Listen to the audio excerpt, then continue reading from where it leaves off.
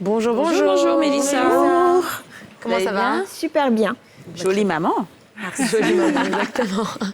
Alors, vous avez 5 choses à nous dire sur l'après-accouchement. Et c'est un sujet très important. Je pense qu'on n'en parle pas assez, donc j'ai hâte d'entendre ce que vous allez nous dire. D'accord. Est-ce que vous êtes prête? Oui, nous sommes prêts. D'accord. Alors, quand on est enceinte, on fait les 9 mois, on accouche, soit par césarienne ou encore par voie basse. On se dit après ça que c'est fini, ok, ça va, on a fait le tour, alors que après l'accouchement, il y a un autre challenge en fait. Et très sincèrement, moi, j'aurais voulu savoir toutes ces choses avant d'avoir un enfant. Et c'est ce que je veux partager avec vous. D'accord, allez-y. Donc, le premier point concerne l'allaitement. Donc, on a l'habitude de voir sur les réseaux sociaux, dans les films, bon, ça se passe super bien, maman qui donne la tétée à son bébé. C'est tout mignon, alors que c'est pas toujours évident. Pour certaines mamans, ça passe comme une lettre à la poste, et pour d'autres, c'est vraiment compliqué. Déjà, il faut savoir que quand on allaite, quand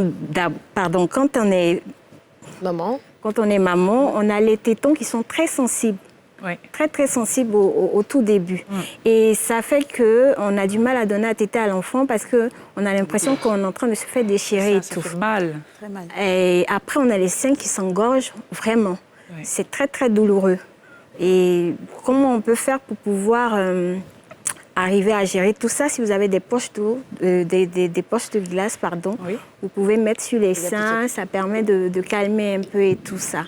Oui. Et voilà, c'est le premier point que je souhaitais partager. Et alors j'imagine, c'est vrai qu'il y a certaines femmes qui n'arrivent pas à allaiter directement aussi parce que peut-être le bébé veut pas. Et du coup, il y a ce principe qui est censé être très naturel, ne se fait pas toujours très... C'est pas toujours très naturel. Moi, j'ai l'expérience de ça, mais je vais vous laisser terminer d'abord. Et ensuite, on va venir.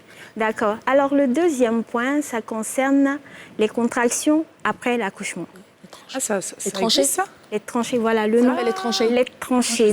Non, mais quand vous entendez le nom déjà, vous imaginez combien de fois ça fait super mal. C'est très, très douloureux. Et moi, j'ai connu les tranchées à mon deuxième accouchement. Généralement, ça survient au deuxième, troisième accouchement ou après une césarienne pour le premier enfant.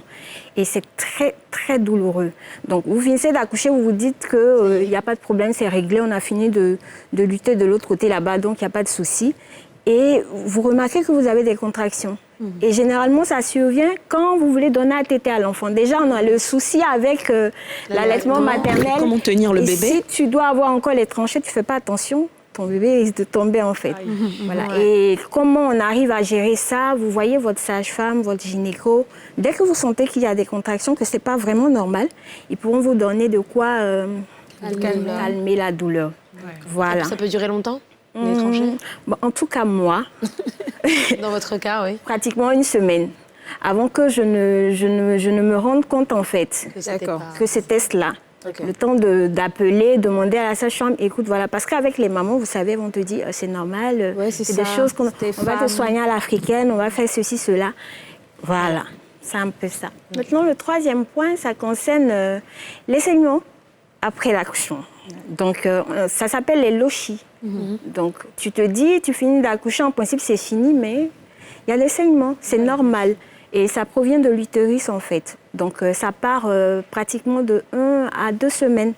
Et si vous voyez qu'au bout de 2 semaines, c'est toujours abondant et ça ne se tasse pas, il faut automatiquement voir son gynécologue. Ce n'est pas normal. Voilà. Et le quatrième point qui n'est vraiment pas reluisant, ça concerne tout ce qui est constipation. Voilà, c'est pas seulement quand on est enceinte qu'on peut être constipé. Franchement, c'est pas facile. C'est beaucoup de choses. Moi, j'aurais voulu savoir, sincèrement. Parce qu'après l'accouchement, on est sujette à des constipations. Et il faut pas l'accouchement, nos mamans nous disent de manger du liquide, de manger tout. Il faut manger sain. Il faut boire beaucoup d'eau. Beaucoup d'eau, manger beaucoup de fibres.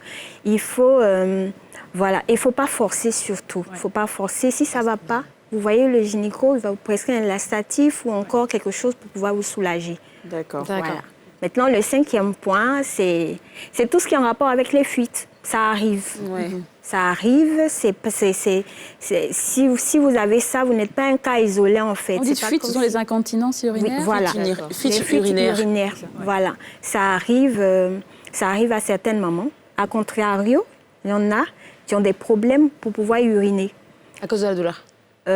Pas forcément. C'est pas à cause de la douleur. Mais c'est des choses qui arrivent. Et dans ce cas-là, généralement, le gynécologue va vous mettre une sonde. Oui, ma mère en a parlé récemment. C'était traumatisant comme conversation.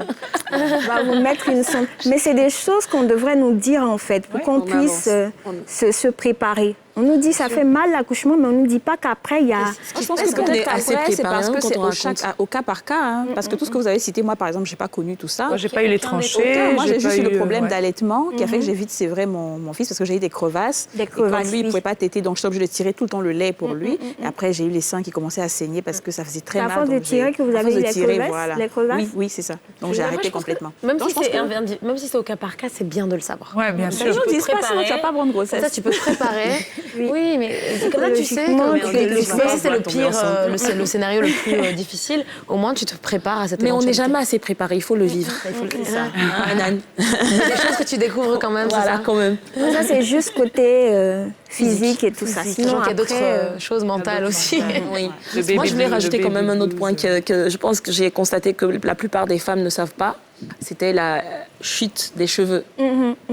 Ça, je savais pas. Alors bizarrement, moi, j'ai eu les cheveux qui ont poussé encore super, comme Inda, oui, pendant la grossesse. Mais à l'accouchement, il y a après. Il y en a qui perdent après 3-4 mois. Il y en a qui perdent, ouais. Et en fait, des fois, elles perdent pas systématiquement. C'est au bout de peut-être 6 mois, elles constatent que les cheveux tombent, etc. C'est la chute hormonale, en fait. Ça dépend aussi. C'est pas grave. Ce que j'ai vécu, par contre, que je pense qu'il faudra ajouter, c'est quand on fait une césarienne, il y a un mal de tête qui vient après. Ah oui, j'ai appris ça. Ce mal de tête-là, il n'est pas connu. Ça dit que tu ne le souhaites à même pas ton pire ennemi. C'est insupportable. Et ça s'aggrave quand tu te tiens. Oui, c'est les produits de l'anesthésie. C'est-à-dire qu'on dit plus tu te tiens debout, plus ça fait mal. Il faut que tu restes constamment allongé. C'est comme si on te prenait un camion qui marchait sur ta tête. J'ai vécu ça lors de mon deuxième. Et je ne connaissais pas, en fait. Pour moi, c'était choquant. J'ai failli m'évanouir. Et la douleur du dos, ce que les mamans ça commence dans la tête jusqu'au dos, ça descend jusque... C'est atroce, toute la journée. Mais au bout de 2-3 jours, ça passe. On dit que ça arrive sur une personne sur 200. Et moi, j'étais la seule personne. Ouais, c'est moins comme les vomissements gravidiques. Ça arrive chez 1% des femmes, mais je suis dans les 1%. C'est horrible quand ça arrive, ça. Ouais. Merci beaucoup. En tout cas, Merci.